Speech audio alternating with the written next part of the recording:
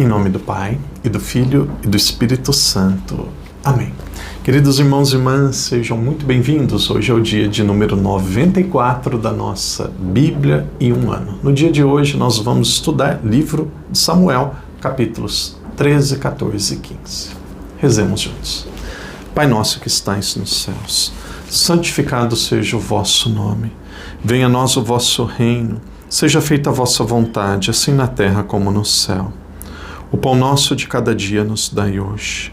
Perdoai-nos as nossas ofensas, assim como nós perdoamos a quem nos tem ofendido.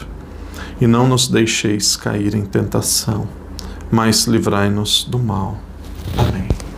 Ave Maria, cheia de graça, o Senhor é convosco. Bendita sois vós entre as mulheres, e bendito é o fruto do vosso ventre, Jesus. Santa Maria, Mãe de Deus, rogai por nós, pecadores, agora e na hora de nossa morte. Amém. Glória ao Pai, ao Filho e ao Espírito Santo, como era no princípio, agora e sempre. Amém. Irmãos e irmãs, sejam muito bem-vindos. No dia de hoje nós vamos ver o reinado de Saul.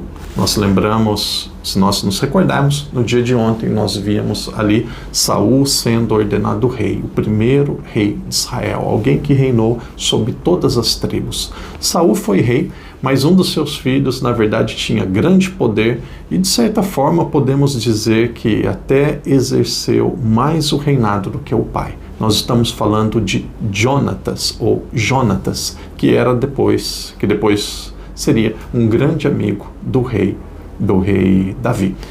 Jonatas, ele até chega a dizer que entre ele e Davi, eles não tinham nenhuma diferença, eles eram amigos de alma. Então, no dia de hoje, nós vamos ver quanto mais nomes nós temos, eu acho que é mais fácil de nós confundirmos e nos perdermos. Então, nós vamos deixar ali Davi bem quietinho, Davi descansando, e ali daqui a pouco ele vai surgir como personagem principal, e aí nós vamos ter um longo percurso falando de Davi. Então, nós lembramos que nós temos Samuel, e depois Samuel, ele ungiu como rei o rei Saul. Por quê? Porque Israel estava corrompido e o povo pediu um rei. Então foi ungido o rei Saul. Porém, Saul, ele tinha um dos seus filhos que se chamava Jonatas, ou Jonatas.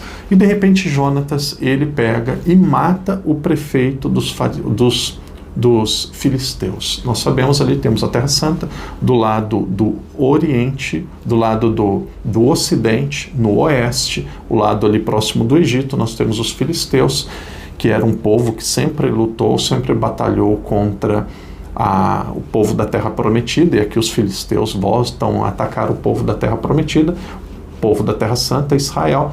Nós vimos ali já com Sansão e vários outros exemplos onde temos conflito ali entre as tribos e os filisteus. Então os filisteus, o padre está sem o mapa aqui hoje, mas não tem como errar. Nós temos o mapa aqui desse lado do oeste, do lado do ocidente, para quem está olhando o mapa do lado esquerdo, que é também o lado do Egito, nós temos aqui os filisteus. Então, nesse momento aqui de combate com os filisteus, Jonatas, ele pega e mata o prefeito dos filisteus. E aí, de repente, se espalha a notícia que Saul tinha matado o prefeito dos filisteus. Uma notícia que, na verdade, foi Saul, mas nós sabemos que quem matou foi Jonatas. E aí as pessoas em Israel começam a ficar com medo. As tribos começam a ficar com medo. Medo por quê? Porque aquilo traria consequências. Medo por quê? Porque depois disso, seguramente, haveria um combate e a vida dessas pessoas possivelmente também estaria em risco. Aconteceu que muitas pessoas de Israel acabaram fugindo do outro lado do Jordão para preservar a sua vida e para que elas não morressem. E aí Saul, podemos dizer com medo, preocupado, ele ficou esperando para consultar Samuel, que era o profeta, que era ali a maior referência naquele período.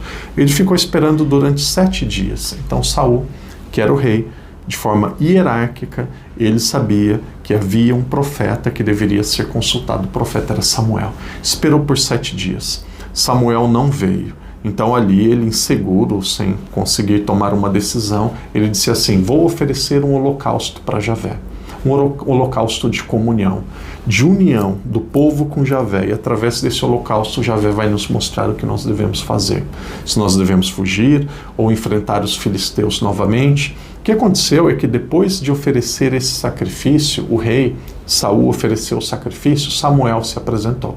Samuel chegou, já muito idoso, e Samuel disse assim para Saul, de uma forma ali muito dura, muito rude: você não deveria fazer isso. Você não deveria oferecer o sacrifício. Naturalmente, porque o sacerdote, quem faria isso, deveria ser Samuel. Aqui nós não temos muitos detalhes se a briga, se esse conflito foi justo ou foi injusto, se Samuel ele foi uma pessoa que foi exagerada em repreender Saul como ele repreendeu.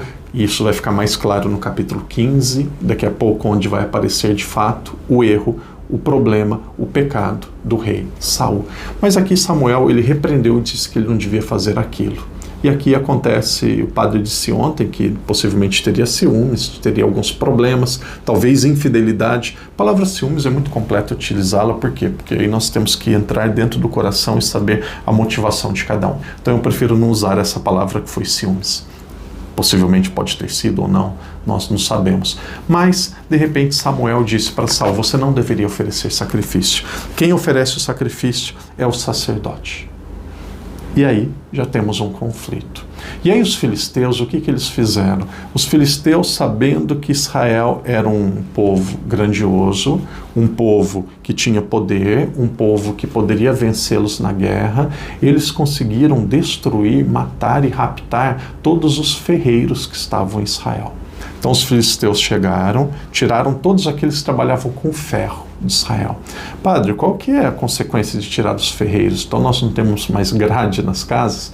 Naquela época não precisava nem grade nas casas, mas não tendo ferreiro, não tem espada, não tendo ferreiro, não tem escudo, não tem ferreiro, não tem armas e os utensílios, aquilo que é necessário para uma guerra.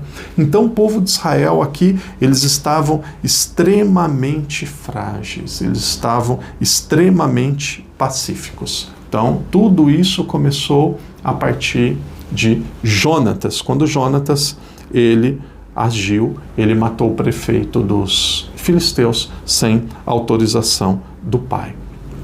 E aí depois, então, Saul, ele resolve entrar em guerra, ele resolve aceitar a guerra contra os filisteus. E como que ele faz para essa guerra, né? Aqui nós estamos no capítulo 14.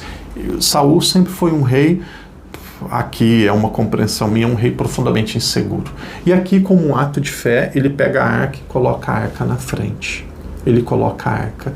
Quem começou a guerra tinha sido seu filho, Jonatas. E aí acontece uma batalha, duas batalhas, e ele coloca a arca para ser um sinal da presença de Deus e para a arca ajudar no momento da luta contra os filisteus. E aí ele faz uma promessa que se eles vencessem a guerra, tudo aquilo que...